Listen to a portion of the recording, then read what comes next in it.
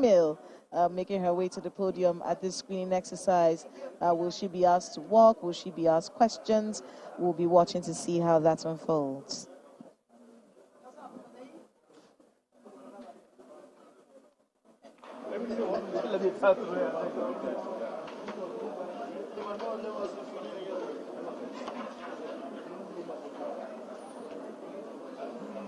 I got into humanitarian jobs, going to hospitals, government hospitals to pay for bills for indigent patients, donating health centers like I've donated in Kogi State, I've donated in Kaduna, Kanu, and a lot in Igbo land and across the nation, about 8 of them with acquisition centers. So in the process of going to the hospitals, I saw a lot of things that the poor people are going through. Sometimes a Nigerian will die over 1,000 naira. Not that he or she is not working hard, but most times what they make is so meager that if they have any kind of challenges, they won't be able to take care of themselves anymore after paying the initial bill. So I wasn't feeling very good about it. I have never really been a politician, but this prompted me to join the race as the only female presidential aspirant. So I joined the race just for those voiceless people that suffer from the hands of the police, suffer from, even in land offices, some people will save up the little money they have to buy a land. By the time they are retiring, some directors will gather together, collect that land from that person. The person either dies of high blood pressure or stuff like that. And being a lawyer, I felt if I could have opportunity with a government backing, that I will be able to work on all these things with some of my colleagues like the FIDA, the NUJ, and the other organizations. So I got into politics because of the inhumanity to human and the poor masses that are dying every day, and the lack of sensitization. Because you go to that hospital, you see so many children dying of even sickle cell anemia, and most of their parents don't even understand what it means to be AS or these genotypes. So I felt if I should have opportunity, I will be able to introduce what they call, what we used to have before, what do you call it? I will remember that. Those ones that they go in the villages and make announcements. Town criers, that I will introduce town criers, because some of these people, they have no radios, they have no televisions, they don't have any way to get sensitized. So I am going to, I've already discussed with NUJ, I've discussed with all the bodies that will assist me if I am given opportunity by the Senate, so that we'll be able to introduce that and get them to know these things. And I've been able to equally organize some physical association of physicians from US. They usually come in to treat some of these people free of charge, and they have agreed that if opportunity is given, they will increase the number of times they visit here. Please, my brothers and sisters, I'm here to let you understand that the kind of things these people are suffering, even the places I donated some health centers, you'll be shocked that somebody will selfishly take over and start using it for something else, and you come out and start fighting. Nobody fights for these people and nobody talks for them. So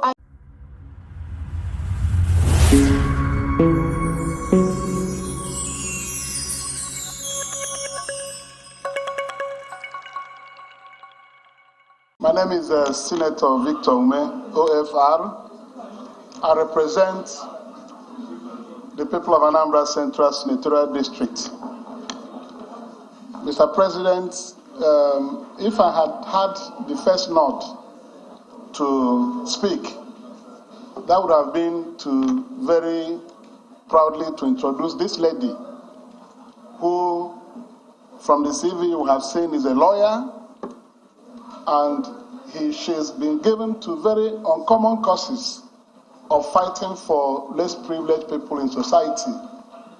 Listening to her introduce herself, she told us how she was moved to pity when she visited hospitals and saw people who were dying because of lack of care, because of no money to take care of their medical needs and so on and so forth.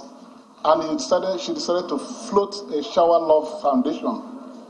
So she didn't just come to politics because people are in politics. She was motivated by passion to serve others who are in difficulties. If you ask me, this lady is our own equivalent of Mother Teresa.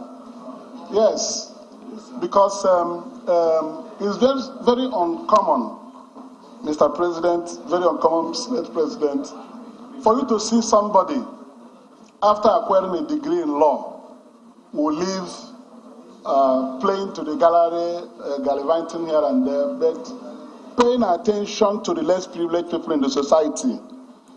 So I think I'm very grateful that Mr. President chose her among the females he offered to this country in this cabinet nominations. For us in Anambra State, 3 senators from Anambra State, myself, Senator Oba, and Senator Tony Moye. She comes from my senatorial district, actually. She hails from Oka in Anambra Central Senatorial District.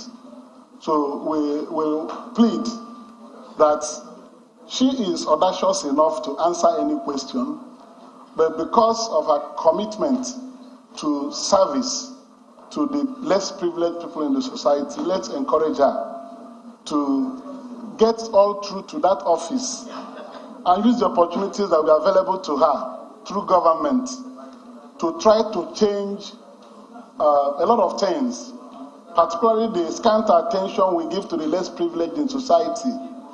She's already on it as an NGO, and with many other things she's done. Across Nigeria, she's had a lot of interventions, trying to go to different places to bring people out of distress.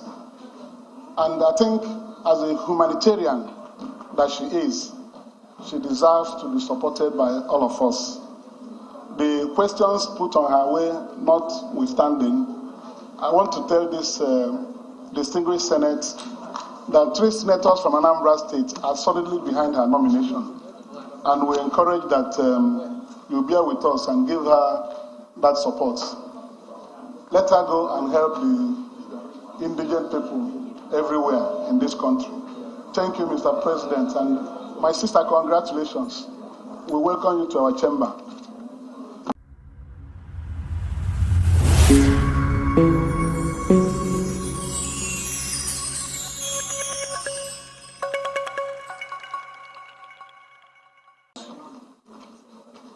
Carry me Sunday.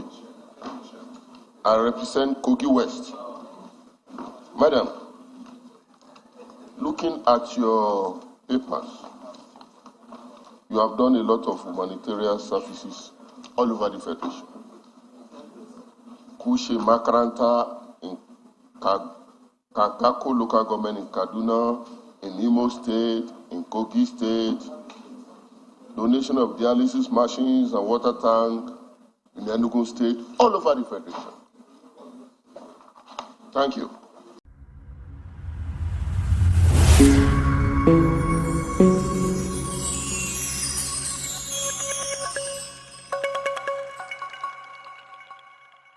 President, my name is Ireti Kingibe, representing the Federal Capital Territory. I would like to commend the nominee. I would also like to appreciate her. Her CV is also quite impressive, and I think that it speaks for itself. These are the kind of people we need. Secondly, she is a woman. We know the value that women bring to the table. And I would like to make a comment about my colleague who wants her to do something about women not having inheritance. I think that should be our duty rather than hers, since we are the legislators. I would also like to support distinguished Senator Ifeanyi Ubah by thinking that she also should take a bow. She deserves it.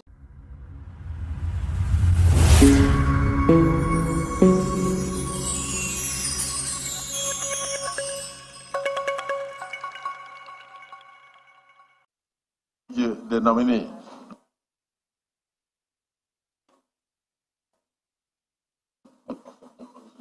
Thank you so much. I would still like to start with the women on inheritance. Some of us nowadays, I think that was the olden time. I have a daughter and she's going to inherit from me and my husband. It was before. The most important thing women are going through right now is some corrupt civil servants taking over or kingsmen taking over their husbands' properties from them when the man is dead. That's the major issue the women are having, of which, like I said earlier, I'm bringing in FIDA, I'm bringing in MBA. They said it will be applauding for them to be involved. Where will we make sure such a thing never happens again? You try it and they report to wherever the Senate will approve me to be.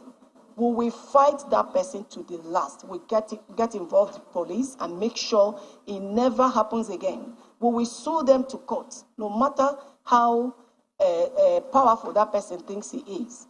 I think with the new president we have now, who said, let the poor breathe and don't suffocate the poor. When he speaks, we the soldiers carry it out. So whoever that does that will be brought to book. Then the issue of the taxes, like my brother has said to you, in normal circumstances, I'm not supposed to pay tax, just I'm a good Nigerian. I feel that my country needs me to contribute. I'm doing a lot of humanitarian works. I've not even mentioned 1/10 of what I have been doing. And still, I found it within myself that it was necessary, and it's still necessary, for me to make a contribution to my country through taxes. So, my brother, I am trying my best because it's a self-sponsored NGO. Then the poverty solution. I feel like in Nigeria, our children are very brilliant. There are so many things. If I'm given that opportunity to head the human development and humanitarian affairs, if I'm given the opportunity by the Senate, subject to the Senate, please, I will not just give out 5,000. 5,000 can make 2 pots of soup and the money is gone.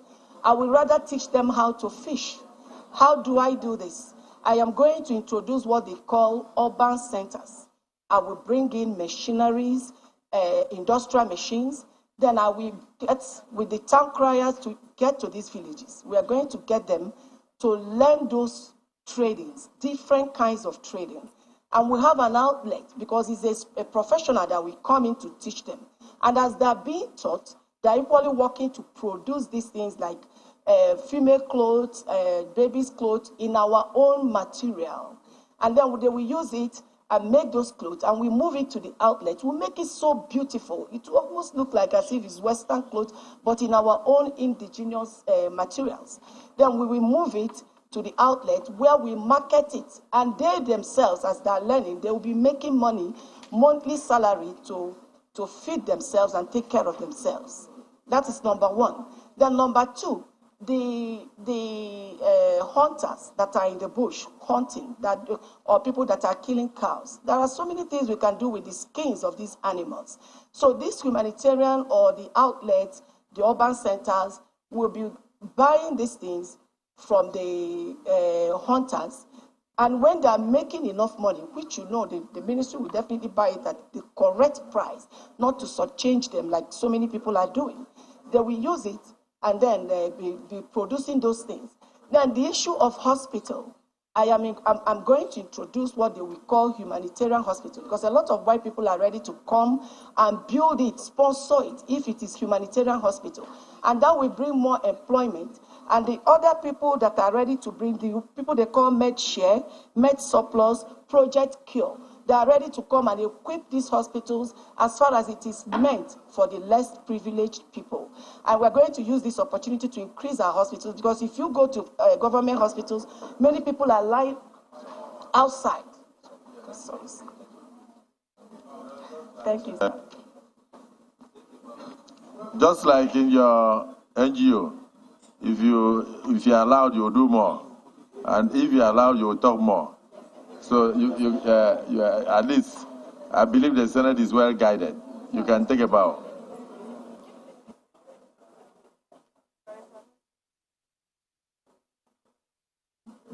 Next nominee.